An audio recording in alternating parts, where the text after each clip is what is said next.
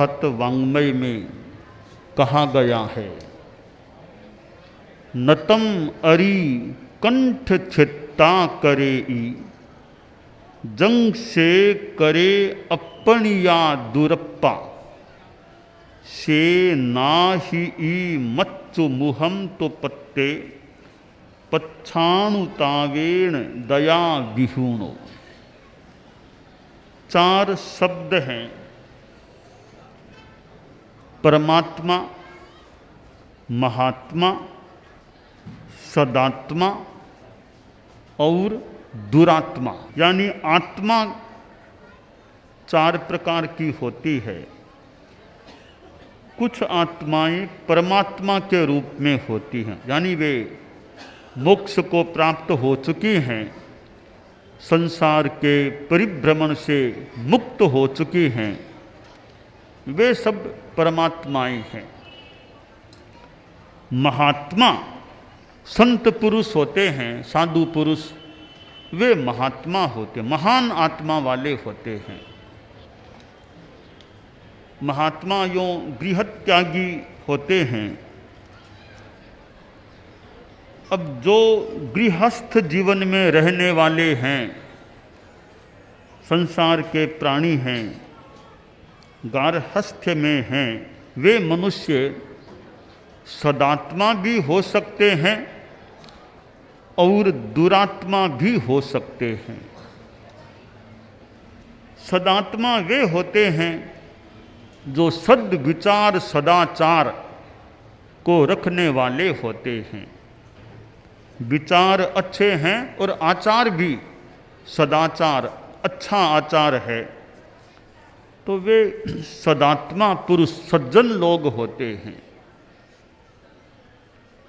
और जो कदाचार, भ्रष्टाचार, दुराचार, अत्याचार, अनाचार इनमें रचे पचे रहते हैं, हिंसा, झूठ, चोरी, डकैती आदि आदि पापों में प्रवृत्त होते रहते हैं, अमानवीय कृत्य करते हैं, वे दुरात्मा होते हैं, यानी दुर्जन होते हैं। शास्त्रकार ने दुरप्पा, दुरात्मा के बारे में बताया है कि एक कोई आदमी है, वो किसी का कंठ छेदन कर देता है, गला काट देता है। बहुत एक पाप का काम है, नुकसान का काम कि गला काट दे, मर्डर कर दे, हत्या कर दे। शास्त्रकार बता रहे हैं कि कंठ काटने वाला, गला रेतने वाला आदमी इतना नुकसान नहीं करता जितना नुकसान अपनी दुरात्मा बनी हुई आत्मा करती है। हमारी ही दुरात्मा, हमारी ही आत्मा जब दुरात्मा बन जाती है, हिंसा, हत्या, झूठ आदि आदि में प्रवृत्त हो जाती है, तो वह दुरात्मा बनी हुई हमारी आत्मा हमारा इतना बड़ा नुकसान करती है जितना नुकसान गला काटने वाला आदमी भी नहीं करता। क्योंकि किसी ने गला काट भी दिया तो ठीक है, एक जीवन को समाप्त कर दिया, इससे ज़्यादा क्या नुकसान हुआ। परंतु दुरात्मा बनी हुई आत्मा तो इतना नुकसान कर सकती है कि पता नहीं जन्म जन्म में कोई गला काट दे, यानी दुख पाना पड़े, ऐसी स्थिति बन सकती है। इसलिए आदमी को दुराचार यानी दुरात्मा नहीं बनना चाहिए, दुराचार में नहीं जाना चाहिए। साधु न भी बन सके तो सदात्मा सज्जन आदमी रहना चाहिए। परम पूज्य आचार्य तुलसी ने अनुव्रत आंदोलन चलाया था। अनुव्रत की जो बातें हैं, संयम की, नैतिकता की, अहिंसा की, इन बातों को आदमी जीवन में उतार लेता है तो वह एक सदात्मा और सज्जन व्यक्ति बन सकता है। परम पूज्य आचार्य महाप्रज्ञ जी प्रेक्षा ध्यान कराते थे, जीवन विज्ञान की बात चलती थी। ये प्रेक्षा ध्यान आदि चीज़ें हैं, इनके अभ्यास के द्वारा आदमी की आत्मा अच्छी बने, आदमी सदात्मा बने। यह जीवन के लिए और आत्मा के लिए महत्वपूर्ण बात हो जाती है। तो हम लोग अभी अहिंसा यात्रा कर रहे हैं। इस यात्रा में 3 सूत्रों का प्रचार यथासंभवतया किया जा रहा है। वे 3 सूत्र हैं: सद्भावना, नैतिकता, नशा मुक्ति। मेरा मानना है जिस आदमी के जीवन में ये 3 सूत्र आत्मगत हो जाते हैं, सद्भावना जीवन में है, यानी जाति संप्रदाय आदि को लेकर कोई दंगा फसाद मार काट हिंसा हत्या इसमें आदमी नहीं जाता है, एक सबके प्रति अच्छा भाव मैत्री भाव रखता है। तो सद्भावना जीवन में है। और नैतिकता कि जो भी कार्य आदमी करे उसमें ईमानदारी रखने का प्रयास हो, तो नैतिकता है। और नशा मुक्त जीवन है। शराब, सिगरेट, बीड़ी, खैनी, गुटखा आदि नशीले पदार्थों से विरत रहता है, बचा हुआ रहता है, नशा नहीं करता है, ऐसा संकल्प है, तो नशा मुक्ति जीवन में है। तो सद्भावना, नैतिकता और नशा मुक्ति ये 3 सूत्र जीवन में हैं, तो काफ़ी अंशों में आदमी संभवतः सदात्मा कहलाने का अधिकारी बन सकता है। ये ऐसे 3 सूत्र हैं तो इंसान को अच्छा इंसान बनाने वाले, आदमी को अच्छा आदमी, गुड मैन बनाने वाले हैं। आदमी जीवन जीता है तो जीवन में सदाचार है या नहीं, मन में अहिंसा का भाव है या नहीं, मैत्री, करुणा, दया का भाव है या नहीं। जो आदमी पापों में कोई जीवन बिताता है, बाद में जब मृत्यु का समय आता है तब सोचता है, अरे मैंने पाप बहुत किए, अब मेरा क्या होगा। शास्त्रकार ने बताया है कि ऐसा वो दया विहीन, सदाचार से विहीन आदमी बाद में उसे पश्चाताप करना पड़ता है। जब मृत्यु सामने दिखाई देने लगती है तब उसे पश्चाताप की आग में जलना पड़ सकता है। हालांकि पश्चाताप करना तो फिर भी ठीक ही है कि मैंने गलत किया जीवन में, पर पश्चाताप क्यों करना पड़े। कार्य करने से पहले आदमी सोचे कि यह काम, गलत काम क्यों करूं, करूं या न करूं। कार्य करने के बाद सोचना पड़े, इसकी अपेक्षा आदमी पहले ही सोचे कि मैं अपने जीवन में कोई अपराध, कोई गलत काम न करूं। तो जीवन का व्यवहार कैसा है, हमारे विचार कैसे हैं।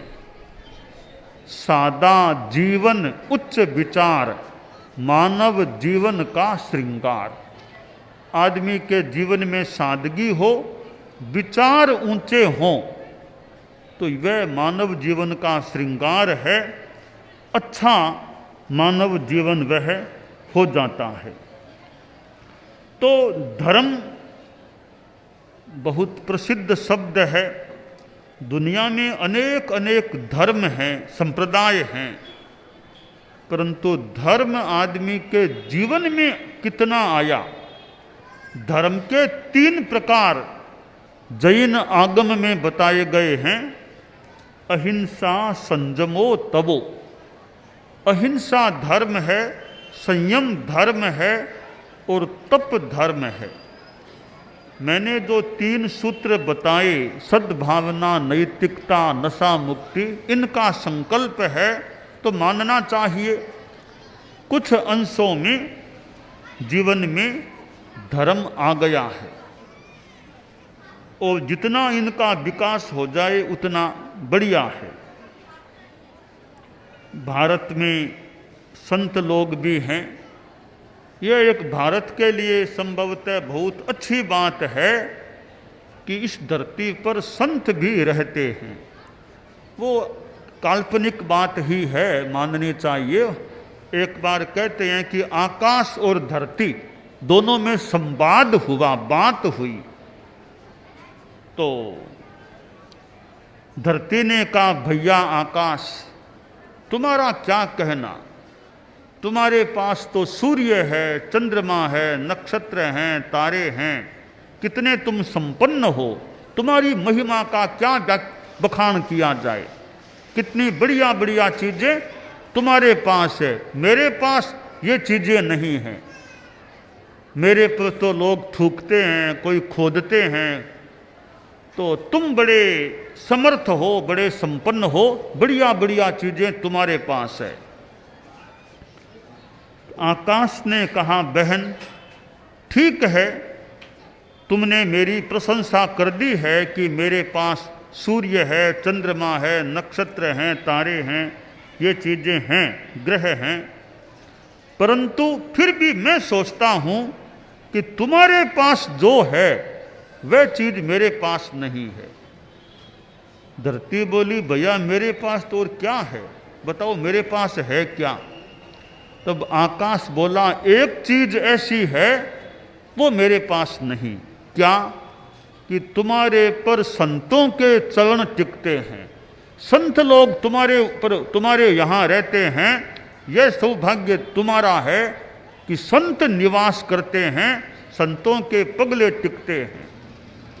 ये पवित्र आत्माएं तुम्हारे पास है, वो सौभाग्य मेरा नहीं है। तो आकाश ने, यानी ये काल्पनिक बात है कि धरती पर संत हैं, और भारत की धरती जहाँ कितने संत लोग रहते हैं और संतों के द्वारा जो साधना की जाती है या की जानी चाहिए, फिर जनता के उद्धार के लिए भी संत लोग प्रयास करते हैं। तो आम, यानी जनता में, आम खास जो भी हो, जनता में भी सदाचार का, सदात्मा बनने की भावना का विकास हो सकता है। आज हम चूरू आए हैं और परम पूज्य आचार्य श्री महाप्रज्ञ जी के महाप्रयाण के बाद मैं पहली बार चूरू आया हूँ। गुरुदेव के साथ तो आया था, गुरुदेव के बाद में पहली बार आने का अवसर आया है। और चूरू की आम जनता, विभिन्न वर्गों के लोग जगह जगह मिलते गए, और एक जो मैंने सद्भावना की बात कही, वो सद्भावना मानो साकार हो रही थी। चूरू के विभिन्न समाजों के लोग, केवल जैन नहीं, जैन अजैन कितने विभिन्न वर्गों के लोग मार्ग में मिले थे, और मानो एक प्रेम, सद्भावना, मैत्री का रूप सामने आ रहा था। तो चूरू हमारा एक ऐसा धर्मसंघ का क्षेत्र है जहाँ आचार्य भिक्षु भी पधारे थे। आचार्य भिक्षु भी पधारे थे, किसी प्रसंग में पधारे थे। और गुरुदेव तुलसी ने तो चतुर्मास किया ही था। यहाँ विक्रम संवत 2029 का चतुर्मास चूरू में गुरुदेव तुलसी ने किया था। और हमारे परम पूजनीय आचार्यों का समागमन होता रहा है, और चारित्रात्माओं का प्रवास चतुर्मास होता रहा है। और हमारी धर्मसंघ की कितनी चारित्रात्माएं, तपस्वी चारित्रात्माएं भी, जिनसे जुड़ा हुआ यह चूरू क्षेत्र है। मैं वहाँ जो ये स्मारक है जहाँ अनेक चारित्रात्माओं के चबूतरे या समाधि स्थल बने, मैं वहाँ भी गया था। हमारे तपस्वी मुनि श्री कोदर जी जैसे ऐसी कितनी चारित्रात्माओं से यह चूरू क्षेत्र जुड़ा हुआ है। इस दृष्टि से हमारे धर्म संघ के इतिहास की दृष्टि से भी कुछ अंशों में एक चूरू ऐतिहासिक क्षेत्र भी हो जाता है। तो ऐसे क्षेत्र में आना हुआ है और यह विद्यालय का प्रांगण, पहले भी यहाँ आना हुआ था, यह तेरापंथी विद्यालय, क्योंकि संभवतः तेरापंथ समाज में तेरापंथी विद्यालय इणे गिणे कोई कोई ही होंगे, उनमें एक यह चूरू का तेरापंथी विद्यालय है। अच्छा, वैसे एक तो कोलकाता में भी वो तेरापंथी विद्यालय है पहले यहाँ तो तेरापंथ नाम से विद्यालय बहुत कम होंगे संभवतः, उनमें एक यह चूरू का है। तो यहाँ पहले भी आना हुआ है। तो यह प्रांगण जहाँ विद्यार्थियों को ज्ञान मिले और ज्ञान के साथ साथ अच्छे संस्कार भी मिलते रहें। चूँकि तेरापंथी नाम से है तो कभी कभी जैन धर्म के बारे में, तेरापंथ के बारे में भी विद्यार्थियों को जानकारियाँ मिलती रहनी चाहिए। और हमारे जीवन विज्ञान की भी बात है तो विद्यार्थियों में ज्ञान भी बढ़े और ज्ञान के साथ साथ अच्छे संस्कार भी बढ़े। तो आज चूरू आना हुआ है। चूरू आने के संदर्भ में भी संभवतः कितने लोग बाहर से कहाँ से पहुंच गए हैं। ये श्रावक समाज की एक जागरूकता मान लें, भावना मान लें कि ऐसे मौके पर लोग कहाँ से आकर इकट्ठा हो, अपने गांव में इकट्ठा हो जाते हैं। तो चूरू का हमारा श्रावक समाज भी है, अन्य लोग भी हैं, सभी में वो धर्म की भावना, नैतिक मूल्यों की भावना, ऐसे मूल्य परक जो तत्व हैं, अहिंसा, नैतिकता, सद्भावना, नशा मुक्ति, इनके संस्कार सब में पुष्ट रहें, अच्छे रहें और एक अच्छा माहौल रहे।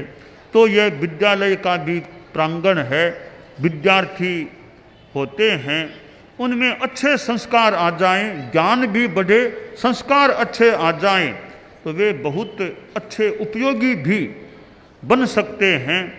और फिर अच्छे कई विद्यार्थी बहुत अच्छा काम करने वाले भी बन सकते हैं। वो विद्यालय में एक हेडमास्टर साहब बैठे थे, प्रार्थना सभा हुई तो प्रार्थना के बाद हेडमास्टर जी ने कुछ धर्म की बात बताई कि धर्म ग्रंथों में कहा गया है स्वर्ग होता है, नीचे नरक होता है, धर्म करने वाला, अच्छा काम करने वाला आदमी स्वर्ग में जाता है और पाप करने वाला नरक में जाता है, इसलिए पाप नहीं करने चाहिए। यो मास्टर जी ने कई बातें बताई। ये बातें बताने के बाद मास्टर साहब ने पूछा, बताओ विद्यार्थियों, तुम में से स्वर्ग में कौन कौन जाना चाहता है? यह प्रश्न किया तो प्राय विद्यार्थियों ने हाथ ऊंचे कर दिए, यानी हम स्वर्ग में जाना चाहते हैं। एक लड़का सामने बैठा था, उसने हाथ ऊंचा नहीं किया। तो मास्टर जी ने पूछा, अरे बस तुमने हाथ ऊंचा नहीं किया, क्या तुम स्वर्ग में जाना नहीं चाहते? देखो स्वर्ग में सुख होता है, स्वर्ग में जाना नहीं चाहते। अब बच्चा खड़ा हुआ, आगे आया, बोला सर मैं स्वर्ग में जाना नहीं चाहता। क्यों? नहीं, मैं स्वर्ग में जाना नहीं चाहता, मैं भारत की धरती पर स्वर्ग लाना चाहता हूं कि धरती पर स्वर्ग आ जाए। तो विद्यार्थियों में ऐसे विद्यार्थी भी निकले जो धरती पर स्वर्ग लाने वाली बात को किसी रूप में साकार कर सके। तो मास्टर साहब ने कहा, धरती पर स्वर्ग कैसे आ जाएगा? कि वो स्वर्ग भले न आए, पर मैं बड़ा होकर ऐसा काम करना चाहता हूं कि मेरी देश की जनता में अहिंसा, नैतिकता जैसे मूल्य प्रतिष्ठित हों। जनता में ये मूल्य आ जाएंगे तो जनता के दिलों में स्वर्ग आ जाएगा, तो मानो भारत की धरती पर स्वर्ग आ जाएगा। तेरापंथी विद्यालय में पढ़ने वाले विद्यार्थियों में ऐसे निकले तो भारत की धरती पर स्वर्ग लाने की भावना रखने वाले हों, यानी जनता में अच्छा कार्य करने वाले हों। तो यह विद्यालय जो अपने आप में एक समाज की दृष्टि से महत्वपूर्ण है, जगह जगह आचार्यों के नाम लिखे हुए हैं, आचार्य भिक्षु ब्लॉक, आचार्य तुलसी ब्लॉक, इधर आचार्य महाप्रज्ञ ब्लॉक। तो हमारे आचार्यों के नाम हैं और तेरापंथी नाम है, जैन श्वेतांबर नाम है। तो इस विद्यालय से निकलने वाले बच्चे हैं वे भी अपने ढंग के अच्छे बच्चे हों, सभी विद्या संस्थानों के बच्चे अच्छे बने, सभी के लिए अच्छी बात है। क्योंकि यह हमारे समाज से जुड़ा हुआ तेरापंथी जैन आचार्यों के नाम से जुड़ा हुआ है। तो यहाँ के अधिकारी, संचालक आदि और विशेष यथासंभवतया प्रयास रखें कि यहाँ के विद्यार्थी बहुत अच्छे संस्कार संपन्न रूप में आगे निकलें और यहाँ शिक्षा देने वाले टीचर्स हैं वे भी मूल्यों की शिक्षा विद्यार्थियों को समय समय पर देते रहें, तो खुद का जीवन भी उनका ऐसा सच्चरित्र वाला हो, उनके जीवन के व्यवहार से भी विद्यार्थी अच्छी बातों को ग्रहण कर सकें। तो चूरू में आना हुआ और परम पूज्य गुरुदेव तुलसी परम पूज्य आचार्य महाप्रज्ञ जी पधारे ही थे और मेरा भी पहले आना हुआ था। इस बार अब कुछ वर्षों के बाद और दोनों गुरुदेवों के बाद आना हुआ है। तो चूरू की जनता में वो मूल्यों की बात रहे और मीडिया के स्थान भी, मीडिया का स्थान भी मिला था। मीडिया भी ऐसा माध्यम है, भले प्रिंट मीडिया हो, इलेक्ट्रिक मीडिया हो, मीडिया के माध्यम से भी अच्छे संस्कार परोसे जा सकते हैं। समाचार पत्रों के माध्यम से, टीवी के माध्यम से भी अच्छे संस्कार विद्यार्थियों को और जनता को भी दिए जा सकते हैं। तो मीडिया भी ऐसा मीडियम, ऐसा माध्यम बन सकता है कि सत्संस्कार के बीज वपन हो, सत्संस्कार पुष्ट हो, ऐसा कार्य मीडिया के द्वारा भी हो सकता है। भारत लोकतांत्रिक प्रणाली वाला देश है, तो लोकतंत्र एक प्रणाली है शासन की, तो लोकतंत्र में भी अनुशासन भी रहे, कर्तव्य भावना भी रहे, सदाचार भी रहे। तो राजनीतिक प्रणालियों में भी, क्योंकि मुझे राजनीति के लोग भी मार्ग में मिले थे, दलों के लोग, तो राजनीति भी एक सेवा का माध्यम है।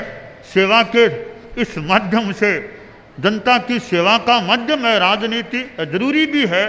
तो राजनीति में भी मूल्यवत्ता बनी रहे, राजनीति भी शुद्ध पवित्र बनी रहे, तो अच्छी सेवा में और ज़्यादा अच्छापन रह सकता है।